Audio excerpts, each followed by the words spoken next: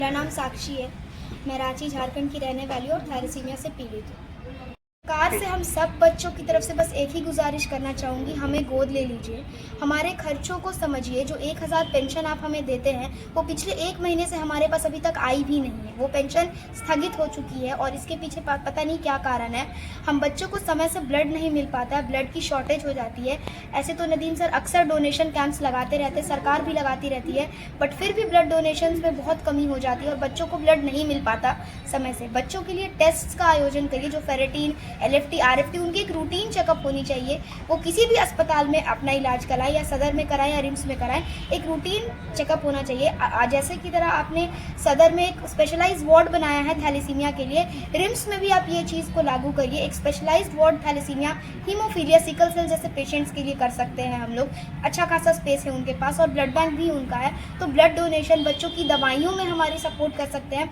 जो बच्चे पढ़ना लिखना चाहते हैं उन्हें फ़ोन, लैपटॉप और पढ़ाई की कुछ सुविधाएं सरकार से हम मांग करना चाहते हैं। बहुत से लोग हैं जिनका UDID कार्ड, थैलेसीमिया से वो जो पीड़ित है, प्रमाण पत्र, ये सब नहीं बना हुआ था।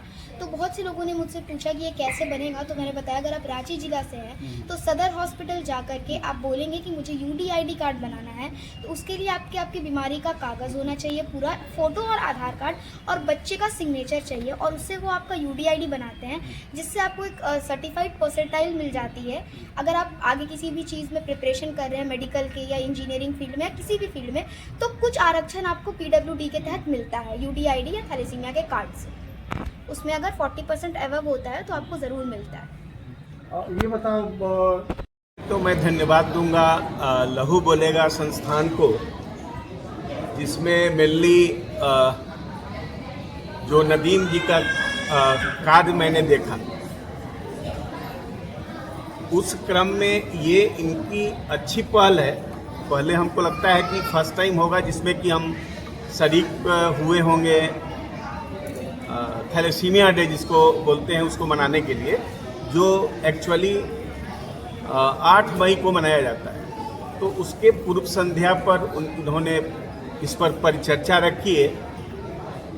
मेनली मैं एकेडमिक पोर्शन से यही बताने आया हूँ कि ये डिजीज़ क्या परसेंटेज होता है, तो वो कितना होना चाहिए? बहुत कोई का लिखा रहता है 40%, 50%, ऐसे रहता है। तो वही जानना है कि इसमें कितना परसेंटेज होना चाहिए।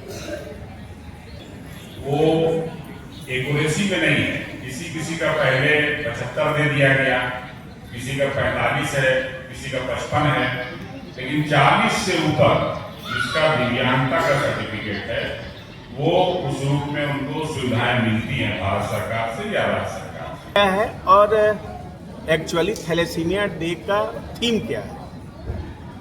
मेनली थैलेसीमिया डे का थीम जो है वो है अवेयरनेस, जागरूकता लाना। जो पेशेंट थैलेसीमिक और सिकल सेल एनीमिया के हैं, उनके सराउंडिंग को भी जागरूक करना कि उसके लिए क्या करना है। तो एक हो गया अवेयरनेस, दूसरा हो गया प्रमोट करना है कि जो ब्लड डोनर हैं ऐसे बच्चों के लिए निश्चित रूप से अपना ब्लड डोनेट करें।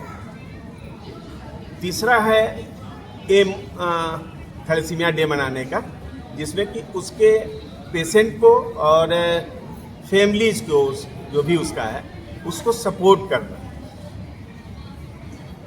तो थैलेसीमिया डे का एम्स एंड ऑब्जेक्टिव मेनली यही है, अवेयरनेस, प्रमोट करना, ब्लड डोनेशन हो समाज में एक थैलेसीमिक और सिकल सेल बच्चों के लिए। तो थैलेसीमिया डे का मकसद यही है, वो हम लोग उसके लिए थैलेसीमिया डे मनाते हैं। और इनकी समस्या नहीं है ये। अब सरकार ने जो अभी व्यवस्था की है कि करीब करीब मेरे समझ से 8 और 10 ऐसे डिस्ट्रिक्ट हॉस्पिटल हैं जहां पर कि डे केयर की सुविधा दे दी गई है। तो डे केयर की सुविधा में थैलेसीमिया का है, सिकल सेल का है, और हीमोफिलिक पेशेंट जो हैं उनके लिए डे केयर का प्रावधान किया गया है।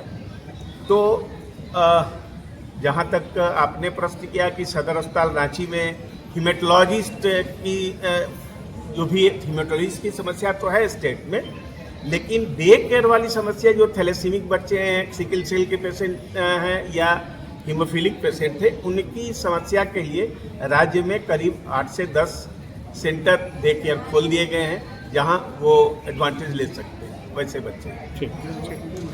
इनके मामलों का निष्पादन झारखंड में thalassaemia, sickle cell, plastic anaemia यानी यूँ कहें कि ब्लड डिसऑर्डर के जो पेशेंट हैं उनकी संख्या में इजाफा हो रहा है लगातार।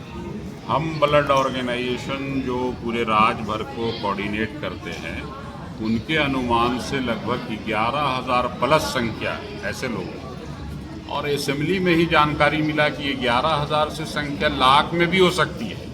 तो सवाल ये है कि जो 9 दिसंबर को माननीय मंत्री जी ने घोषणा किया था उसको इम्प्लीमेंट करवा दीजिए। उसी उद्देश्य से लेकर के ये पूरा एजेंडा है।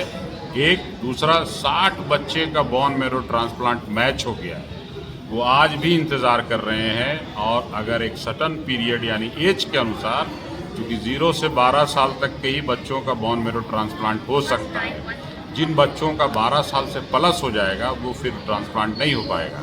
तो वैसे 60 बच्चे हैं जो इंतज़ार में हैं सरकार के मदद के लिए, दवाओं के लिए और ब्लड के लिए। उन्हीं सब चीज़ों के आज के जन जागरूकता जो झारखंड थैलेसीमिया पीड़ित एसोसिएशन और लहू बोलेगा, इन चीज़ों पर लगातार काम करती है। और सर का मार्गदर्शन, आशीर्वाद और मीडिया ने जो एजेंडा बनाया है लगातार, जो असेंबली में गूंजा, उन सब का असर है कि इन बच्चों का कल्याण हो रहा है।